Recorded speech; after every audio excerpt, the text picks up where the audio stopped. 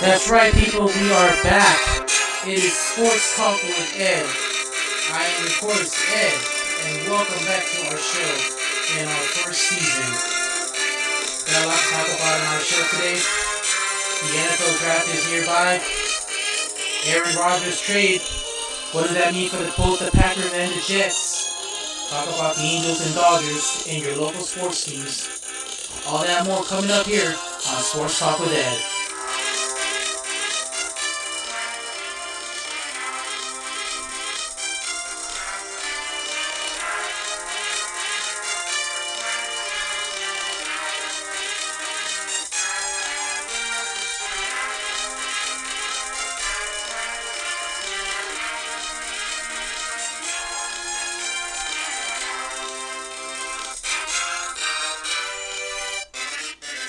Hello, Long Beach, California. Welcome to Sports Talk with Ed. I am, of course, your host, Edward Rientasso. Welcome back. I hope everyone has some good months. Uh, when life happens, things get in the way, especially when you're a full-time student. You never know how things go. So first off, let me give my sincere apologies for not being on the air as of much, but we are back here, and this is a new episode. So, before we get into the other things, let's get down to one of the top stories here on Sports Talk. So, let's go! Top stories. After months of decision making, speculations, rumors, if, whens, and buts, it looks like that the deal has officially have been made official. Yes, Aaron Rodgers, he is now a New York Jet. After spending 18 seasons with the Green Bay Packers, the former four-time NFL MVP, former champion, has decided to trade in the cheese for a jet. The deal comes in yesterday after many months of speculation on where Aaron Rodgers will go. There was a rumor that he was going to retire. Maybe someone else might want him. We do know that the Raiders were trying to make a run for him, but they ended up with Jimmy Garoppolo, which is not a bad idea as well. But it looks like Aaron Rodgers' lottery has been won by the New York Jets. So why the New York Jets? Well, why do we know? Why do we think this is history? Let me tell you why. Because this happened one time. One time, Brett Favre was a New York Jet, and he went to the Jets and played for the Jets. After spending most of his career with the Green Bay Packers, number 4 went to the Jets in 2008.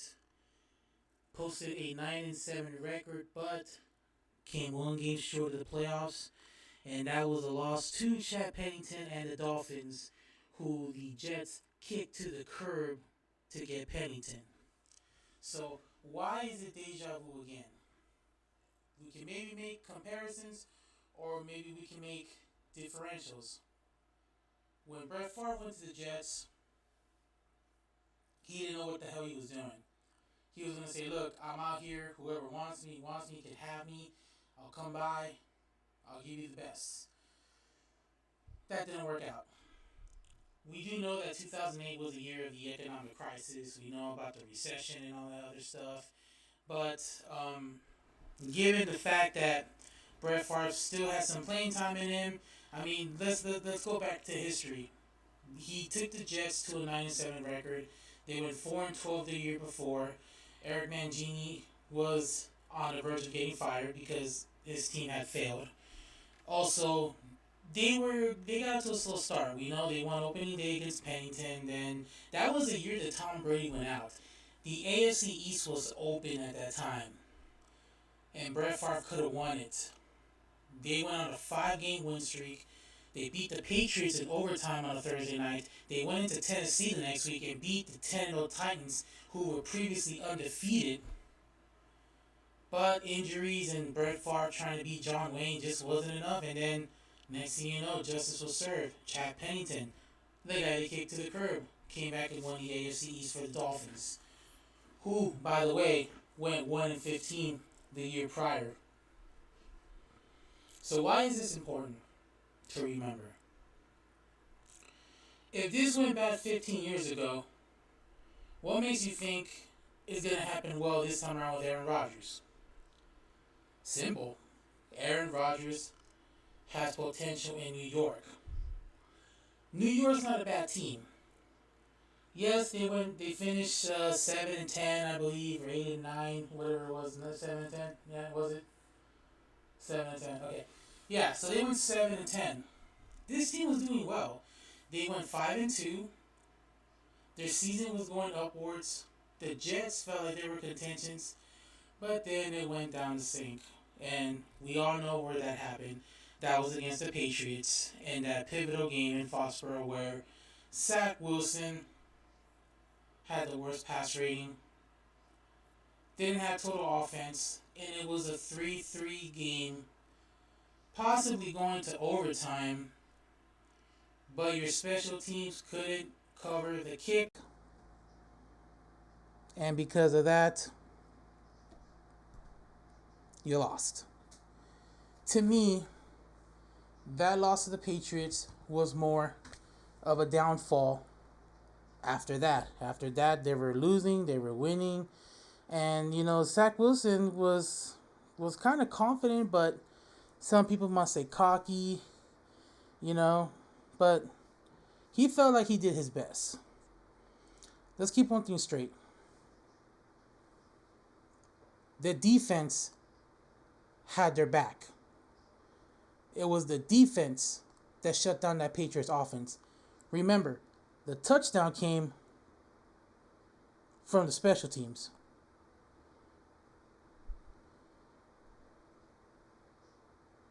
And then the media thought he let the defense down.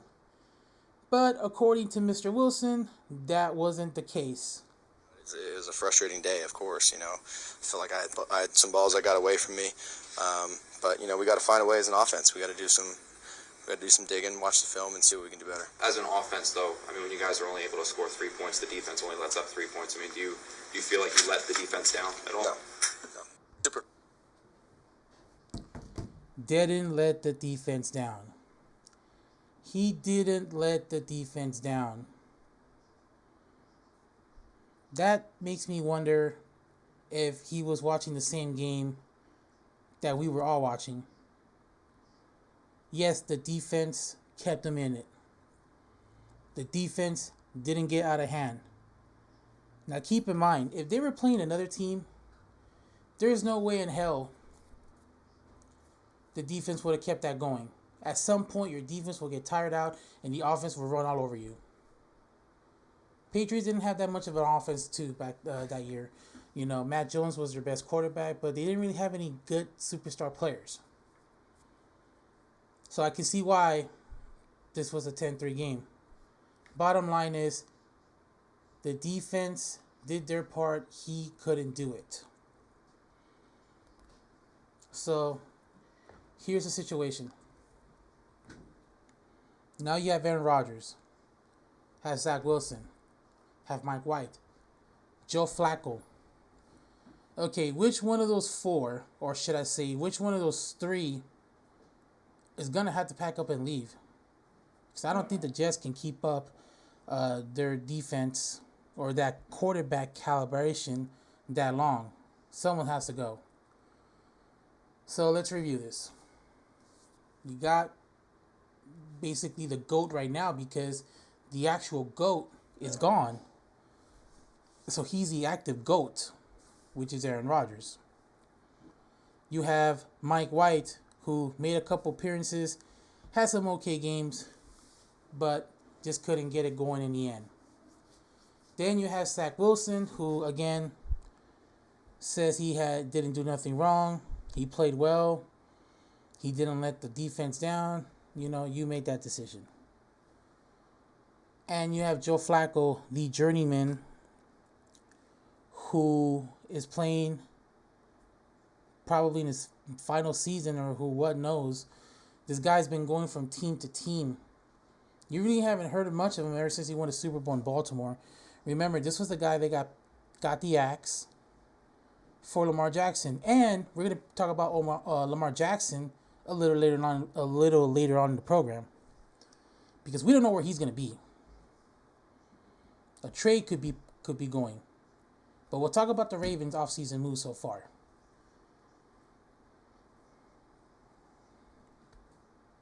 Aaron Rodgers was the 15th overall draft pick.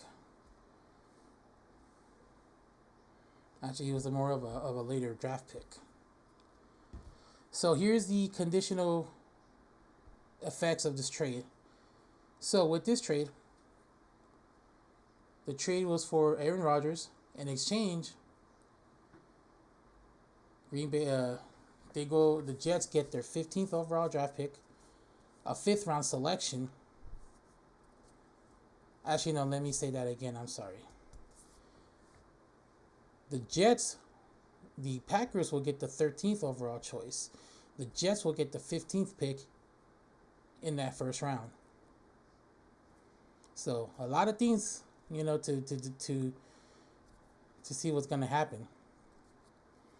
Also, the Packers will get a 2nd round pick, a 6th round pick, and a conditional 2nd round pick that will become the first rounder if Aaron Rodgers plays 65% of the plays next season.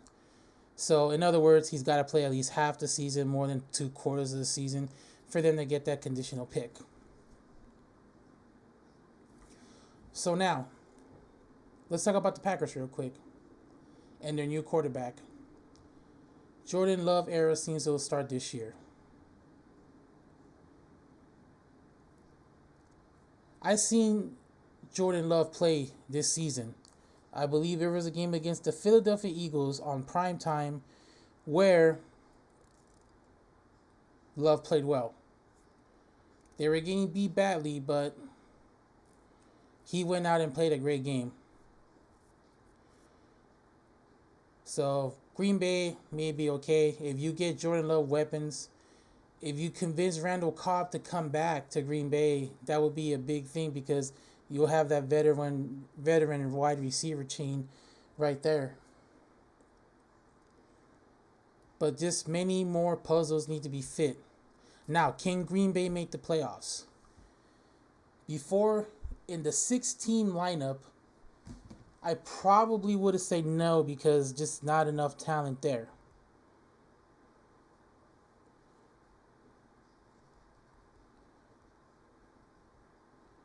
But in this 17 factor, I would say there is a possibility. As far as winning the division, no chance.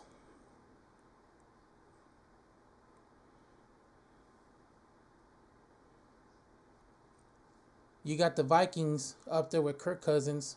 They're going to be a legitimate contender. Chicago, we don't know how they're going to play, so it's going to be a little while more. And then Detroit Lions. The Detroit Lions, yes.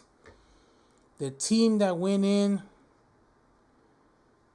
and got Aaron Rodgers out of Green Bay.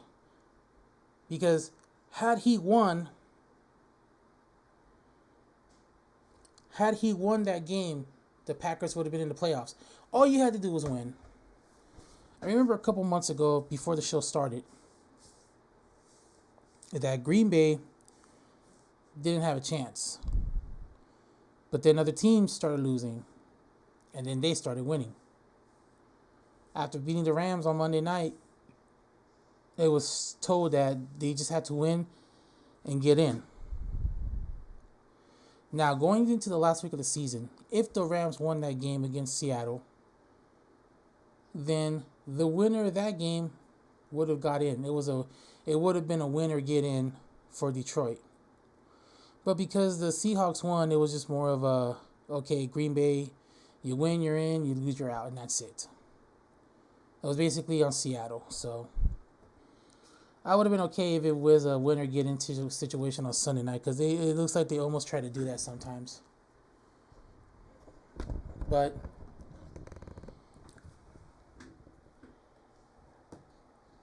I'm still not sure how far Green Bay can go. now that Aaron Rodgers is gone. Jared Goff played extremely well. He looked like the Jared Goff of old from when he was here in LA. I said it before too. You know, when Goff came to LA, he played terrible. But that second year, when he hooked up with Sean McVay, his career started going. Yes, he couldn't go beyond that level that we all wanted to here in Los Angeles. But when you look at what he went through last year, he had an up and down year, mostly a down year. And they had all those losses too. You got to remember one thing. This team, the Detroit Lions may have lost games, but maybe one or two games they were blown out. The majority of those losses were pretty much last second possession games, like the Justin Tucker 66-yard field goal against Baltimore. That was a heartbreaker. So Detroit's not bad, but if Jared Goff can get some weapons more, if they can somehow improve that defense, I see Detroit winning this division. It's been a long time since we had other teams win a division. You know, we've seen the Vikings win it a couple times. We've seen the Bears win it maybe once or twice. It was mostly Green Bay. This used to be Green Bay's division with Brett Favre and Aaron Rodgers.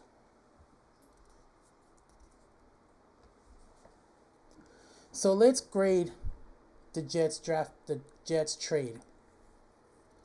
Give them an A. I personally want to say congratulations to the Jets. Congratulations, New York Jets, and your tortured fans. Your fans have been through hell over the last 13 years. The last time they made the playoffs was when they had Big Mouth Rex Ryan. And I'll admit, Rex Ryan was my favorite coach. I love Rex Ryan. I love when they were on Hard Knocks. That was the most entertaining team to be on that show. But they just couldn't get the job done. After those two AFC Championship games, this team has not seen the playoffs since that night. Since they lost in Pittsburgh in 2011. Between 2011 to right now, 2023, this team has mostly a lot of losing seasons in that gap. In that 13-year gap, this team endured a lot of losing seasons. Let me give you the years they had losing seasons. 2012. 2014. 2016. 2017. 2018. 2019. 2020. 2021. And last season. I know they had a chance. Like I said earlier in the show, 5-2. But they just went downhill after that. They won 2-8 in their last 10 games. 2-8. And with the insult to injury, they also lost on that Thursday night to the guy they were thinking of getting, but they didn't. Trevor Lawrence.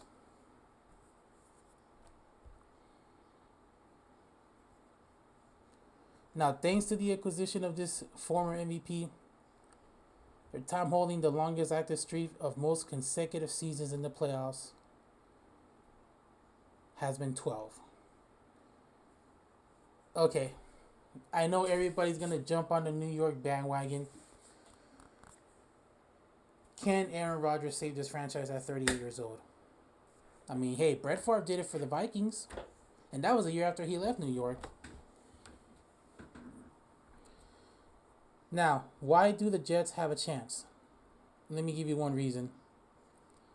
I'll give you a number. Almost 19 points per game allowed in a 17-game season. Even though the Jets had a losing record, they had the fourth best defense in the National Football League. Their defense came in fourth in scores allowed. Meaning that, yes, there were some losses, but they weren't bad losses. If you give up 18 points in the game, you still have a chance of winning. I want to say it again.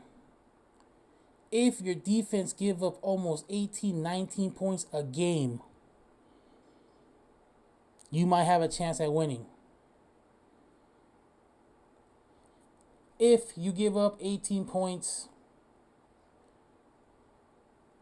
to a high-scoring team, that's a win.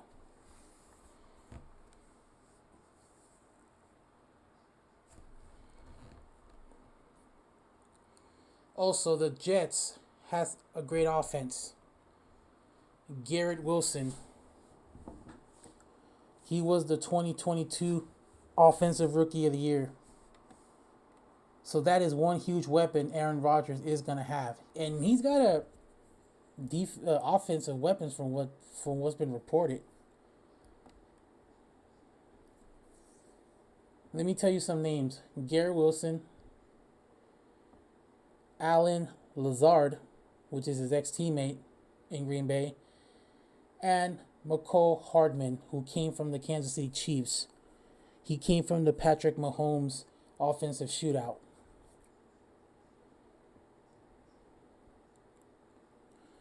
And let's go back to Zach Wilson. Is he going to stay in New York? No. I just don't see him staying there.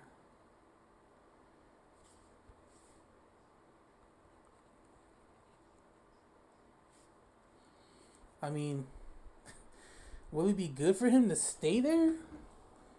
Well, I mean, for me, yeah, because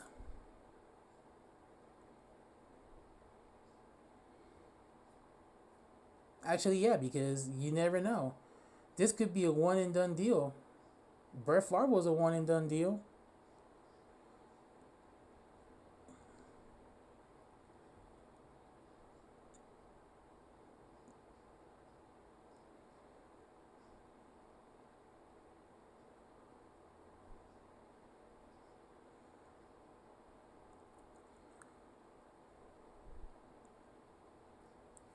Now, CBS reporter Steve Overmeyer went one-on-one with Aaron Rodgers about a couple hours ago. Let's see what they talked about. I think you need to understand how many Jets fans are thrilled about not only the fact that you're here, but because of the way this roster has been built and the coaching staff that they've had, that you've demanded to come here.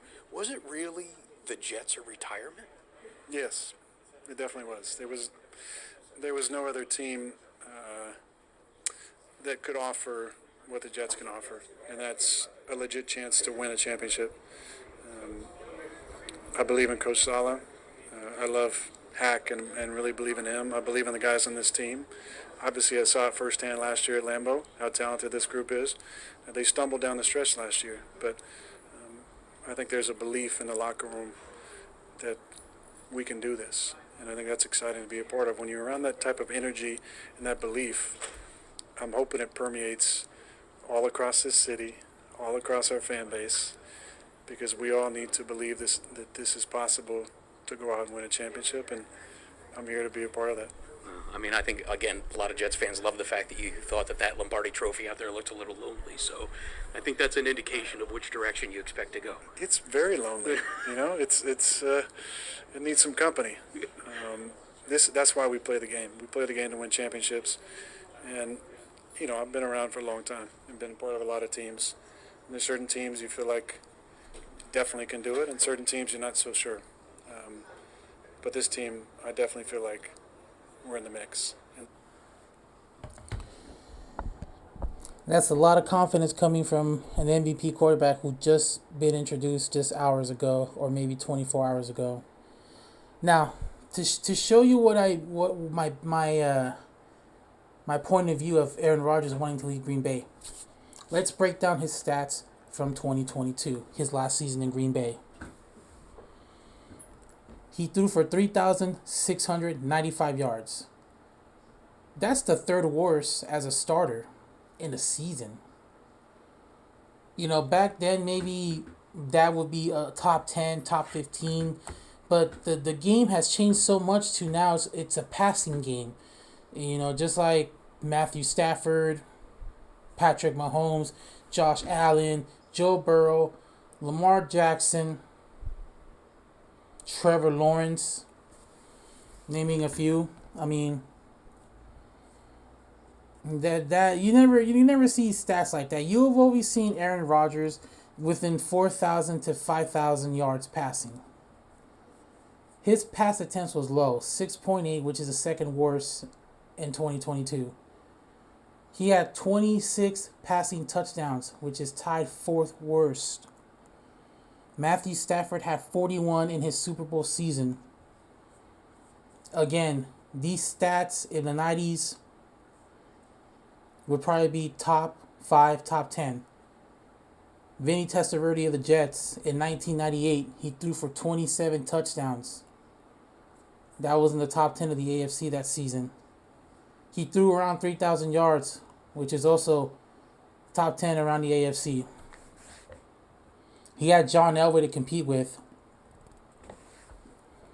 After John Elway left, Kurt Warner came in. That's when the system changed from running to passing. He threw 12 interceptions, which is second worst, but I mean, I don't know. To me, if you have less interceptions, you're better off.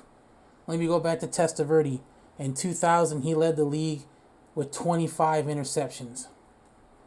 Remember, that was a year he was coming back from the Achilles injury that cost him the 99 season. From that Achilles injury, he was never the same. Those Vinny numbers from 98 were pretty much a memory. And the passer rating was just 91.1, which is an NFL worse. I mean, I'm very, very shocked about it.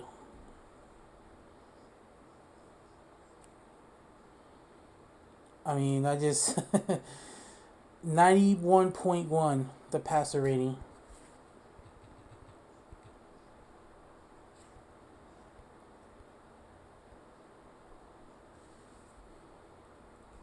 I'm going to say it again.